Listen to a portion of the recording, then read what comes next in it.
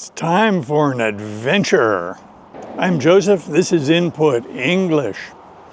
So we are at the Henry Cow State Park in Northern California near Santa Cruz, California. It has two sections, and this is the Fall Creek section, and this is a hike to some ruins. It's a relatively long hike of about a mile to a mile and a half.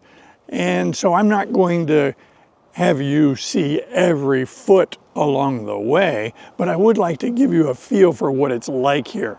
We're going to be in a mixed forest. There will probably be a lot of redwoods. It's a beautiful 22°C spring-like day. This is late winter. Spring is just around the corner. So we're in the parking lot, and let's embark upon our path to these ruins. There's a sign here that says no dogs. And of course, true to form, I just saw a fellow with a dog that just embarked upon this trail. However, according to my calculations, it is not my responsibility to police that behavior. So, this trail is well maintained. It's super busy on the weekends. I was here scouting this out, checking it out in anticipation of this video. And so I came on a Sunday, and the parking lot was completely full. It was not doable. There was no place to park. But today's a weekday, and the parking lot is half full. So we may run into a few people, but it should not be a problem. So far, I'm loving what I'm seeing. This is what it's like to walk on this path. It's not treacherous, although it is not super smooth and boring. There is some three-dimensional texture here, and one does have to pay attention to footing, because you certainly could turn an ankle and wind up in an unenviable position of needing to be rescued from this park. But being reasonably careful, that injury should be avoidable. Now, strangely enough, as I look here to this scene, this forest looks almost exactly like the forest behind our house. So strangely enough, I've driven quite a few miles to get here and parked at a state park, but the scenes that I am seeing here are substantially equal to the scenes behind the house. Now, that's not going to be the case in the long run, because when we get to our destination, there's going to be something very special to look at and talk about. As we descend into this forest, we're seeing a lot more redwoods. This is a good example of redwoods growing in a circular array around a dead stump.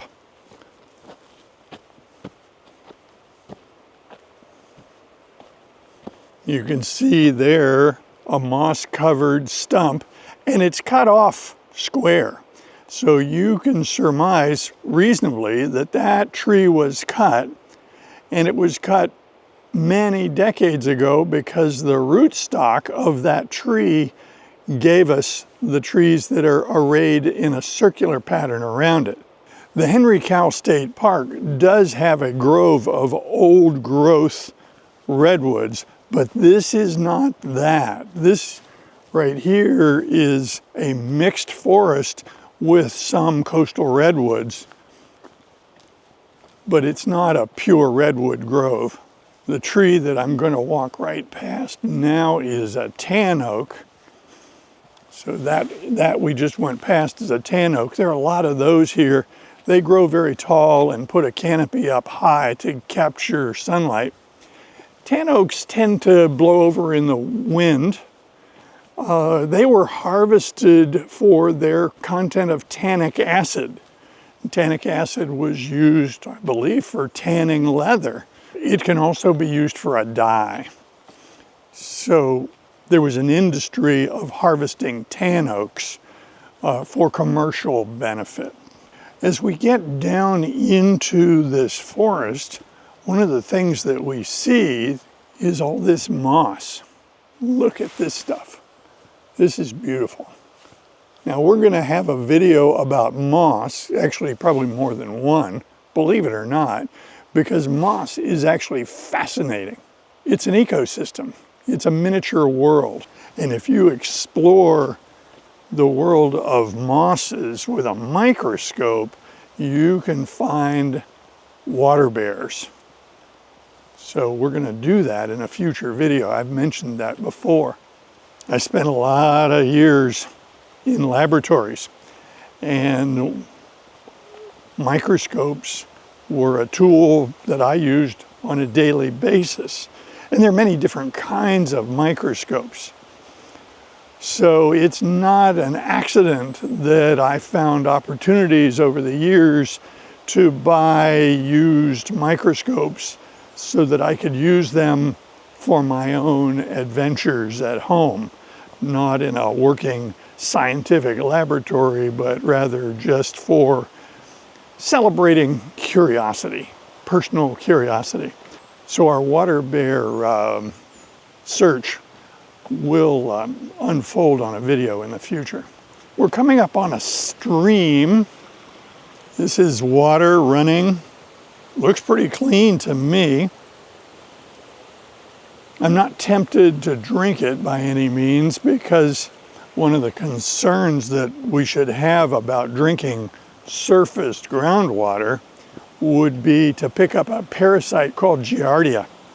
And that's a miserable thing to get. And so avoidance of drinking this kind of water would be a great idea.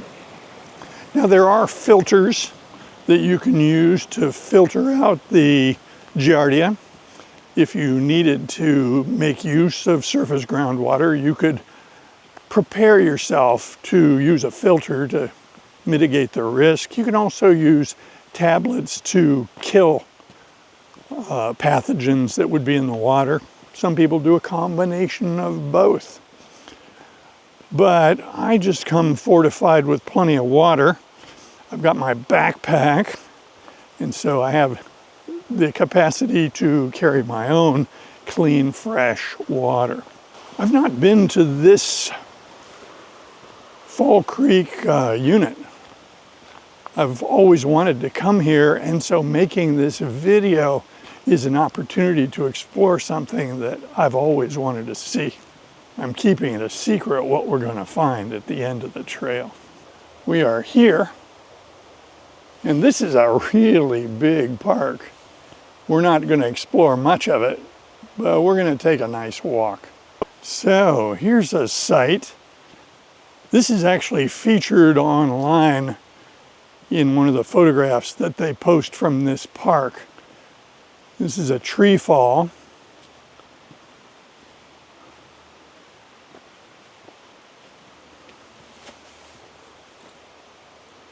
It's a coastal redwood, and it's a big one.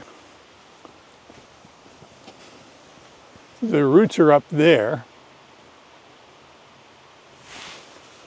The roots are up there, and it blew over. The roots were ripped out of the ground. It looks like it broke on impact there. I think that probably made a very loud sound when it fell. When they logged this area 100 years ago or more, they made no attempt to cut out the stumps. They just left the stumps, and they remain, and a majority of them appear to have generated new trees. And what I'm speaking of is the redwoods, the coastal redwoods. In a previous video, I talked about a bunch of reasons that people might want to take walks, and this was in the context of a brisk walk and the idea that people need to move and get exercise, not so much for burning calories, but the other physiologic benefits. There's also the emotional benefit, and I didn't talk too much about that. I look at walks like this as a walking meditation, putting one foot after another, being present, looking at all these beautiful surroundings, listening to the sounds of the running water. I find this very peaceful and very much a meditation. So here you can see we've got a little waterfall, but it's formed over a fallen log. A tree fell and partially obstructed the creek, and that is now why we have a little waterfall here. As an adult, I've had to overcome something that I learned as a kid. There was some learned behavior left over from childhood that I definitely needed to discard. And that is a condition that you might call get-there-itis. Now that's a made-up word. I've talked about how people make up words. They do that in every language, including English. And itis is an ending we use for diseases or medical conditions. And get-there-itis describes a condition, a malady, where somebody is really focused on getting to the destination and not necessarily enjoying the journey. For this particular walk, you could argue that the journey is the goal. This is fabulous.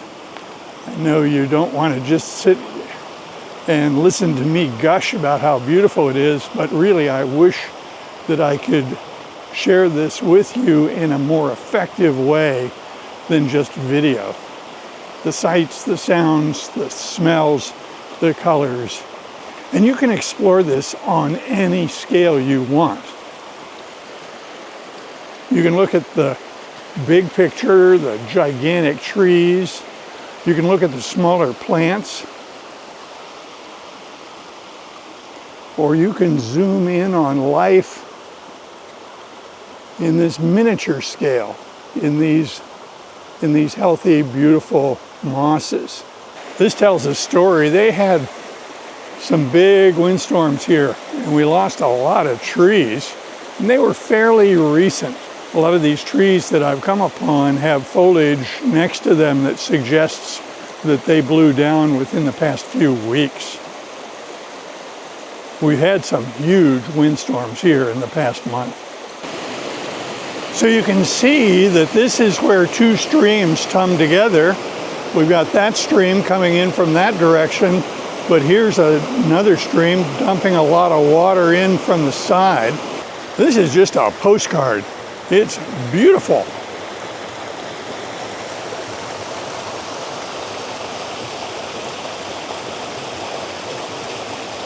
We will see. I may have to use that for a thumbnail. That is beautiful. What fun. 200 years ago, people lived in this area. That is, people from Western civilizations who had emigrated into this area and were settling it, trying to make a life out here. But this area 200 years ago did not have conveniences. There were no stores that were close by, and so when people needed to build a home, they needed to source their building materials locally. Well, standing here in the middle of this giant redwood grove, you would have to conclude that there's no trouble getting wood. And there are a lot of stones around, so there would be no trouble getting stones to build stonework. A lot of these settlers had heritages coming from other continents. Many of their families came from Europe. And so skills for fashioning things, making lumber, making structures out of stone, no problem. But they would have to come up with some mortar. Mortar is not something you can just pick up on the ground or cut from a tree. Mortar has to be made. Wonder where they got their mortar. I don't know it for sure, but just looking at the terrain here, one might surmise that this was an ancient riverbed. Right now it's a path, it's a trail, it's a hiking path, but the shape and the vertical sides to it just suggest to me that perhaps it used to be a riverbed, a creek bed that has dried up and is now a hiking path. Okay, we've continued a little bit further and here's the hiking trail, but here you can see evidence of a stream bed. So for sure, this was a creek bed, and it may become a creek bed during certain times of the year when there's a lot of rain. So this is the trail whence we came. And over here to the left, there's a large earthwork, and based on its shape, I have to suspect that that's the hand of man. I kind of wonder if maybe that was something somebody put here a long time ago, because it doesn't fit with the rest of the terrain here. It just stands out as weird. Here's another clue. These are piers. So it would be reasonable to construe that there was a building here in the past. Remember, people lived here 200 years ago. These are not current fixtures of this park. These have been here a long time. We're coming up on a couple of signs, and so there may be an opportunity to figure out what this area is all about. Oh.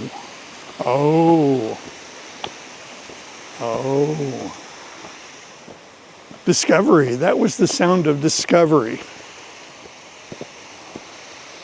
Let me show you what I discovered. Panning to the left.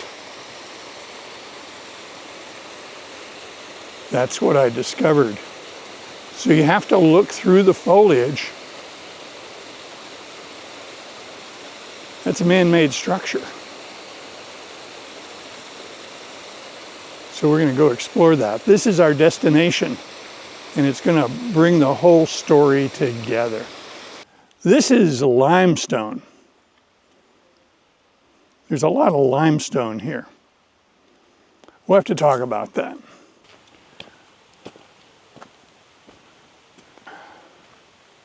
This is why I took this hike. So these are the lime kilns. Oops, that's the old pronunciation. Welcome to a wonderful controversy in English. It's a fun one, and it's a recent one.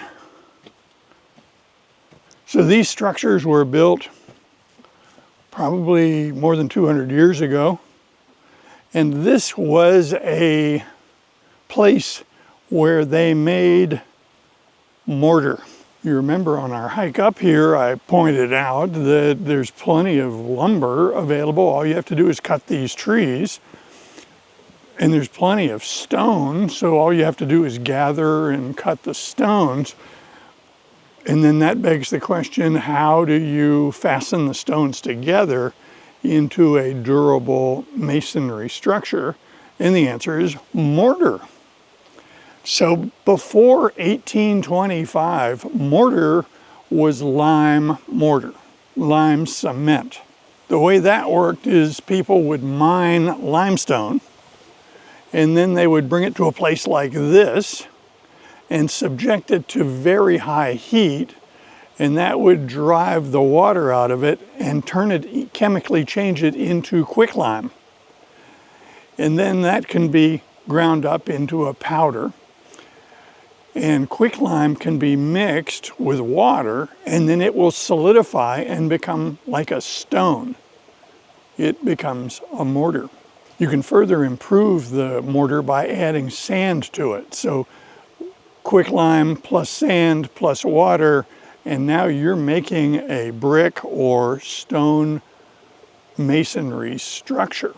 These lime kilns were owned privately, and they were used to produce lime cement.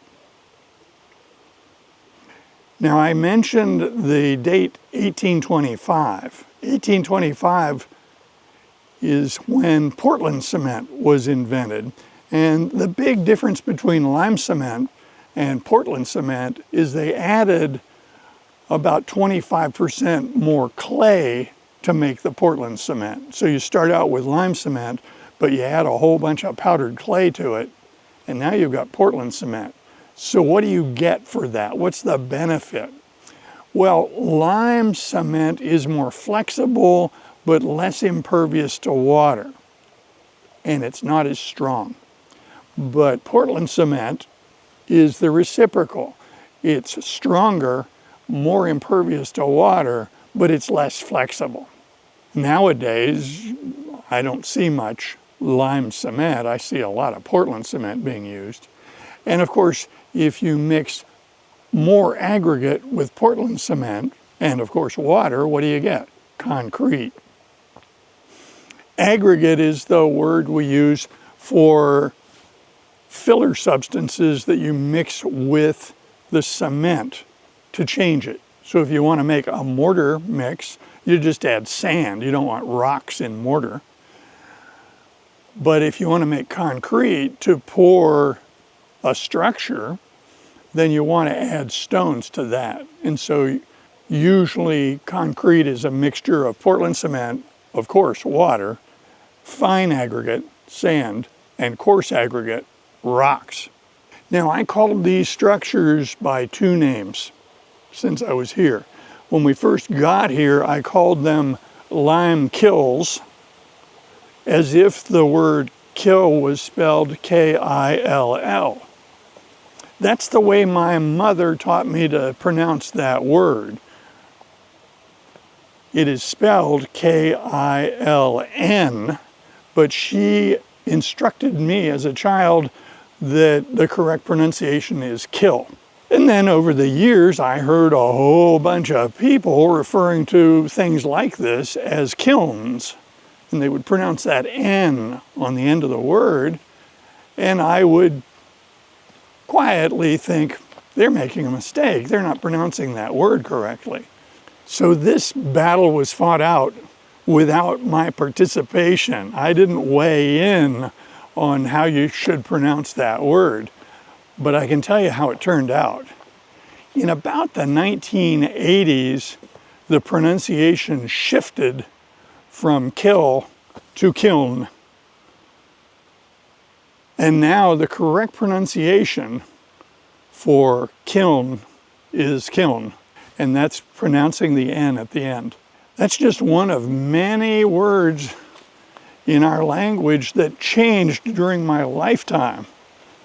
And you know, you can get very frustrated with that and complain, or you could take the approach I took, which is to be completely amused. I thought it was charming. They changed the pronunciation of a word. My mom dutifully taught me to say lime kill, and that's no longer true. It's lime kiln. The other place that you will run into a kiln is making pottery, heat treating metals. Anytime you have an oven that can attain very high temperatures and sustain that temperature for the purpose of processing something, that's a kiln. The sign explained a little bit, not a lot, about this area. This was a little settlement.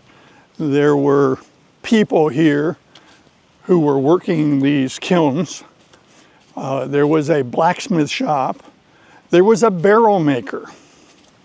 So a barrel maker is a cooper. And you might recognize that Cooper is a surname that is used in English all the time. There was a famous Hollywood actor named Gary Cooper. There are a lot of Coopers. It's a family name. And a lot of times, and I think a lot of this influence comes from England, where the family name developed from the trade of the family or the patriarch. If the family is a bunch of barrel makers, they would be the Coopers. Okay, so this is a powder magazine. No, that's a sign that says powder magazine. And this structure is the old powder magazine. This is where they stored their powder. Actually, what they stored here was dynamite. It's funny what happens when you go on a walk. This is a state park, and I didn't sign up for a tour or pay anybody to guide me here, but I ran into a fellow named John, and this charming fellow went out of his way to explain things to me and add a great deal of value to this visit. He's the one who showed me the powder magazine, and then he showed me this structure, and this is really fun. So we'll take a little hike in a little side trail. Look at that. So this is a concrete and stone tank that dates back maybe 150, 200 years. There's no date fixed to this. I have no specific date that I can tell you, but it's old. It's incredibly old. And it dates back to when this area was being worked. So why would you have this little swimming pool here in the forest? Why would you build a little tank like this? The answer is this was used by the cooper shop. You remember I said a cooper is a barrel maker, and so they would make barrels. They needed to bend the staves for these barrels, and they would soak the wood in the water, and then they could bend them and make barrels out of them. So this was part of the cooper shop, and the cooper shop footprint is someplace adjacent. So this is as far as I'm going to go in the out direction. I'm going to turn around and head back toward the car. This has been an extraordinary experience. I kept running into very knowledgeable people, very charming people who were talkative, but talkative in a good way. Sometimes people talk too much and drive me a little nuts, but this kind of talkative was super helpful because it was like having helpful guides explaining what we were seeing. It was explained to me that the hillside above us, up there, is a limestone cliff. And that limestone face is steep nowadays because the dynamite, which was kept in this powder magazine, was used to blast rock.